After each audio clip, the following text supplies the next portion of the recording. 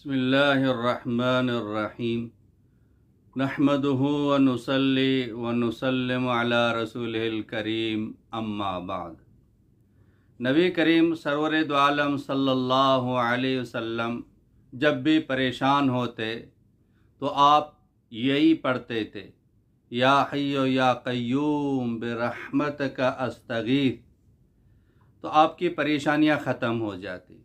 तो हमें भी चाहिए जब भी परेशान हो, जब भी गमगीन हो, तो हम भी यही पढ़ लें, अल्लाह पाक की तरफ रुजू कर लें।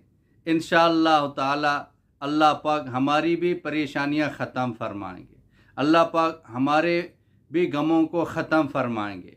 परेशानियों को दूर करने वाला अल्लाह है, गमों को दूर करने वाला वो अल्लाह है। व अन्नहु व अज़हका व अबका, रुलाने वाला भी अल्लाह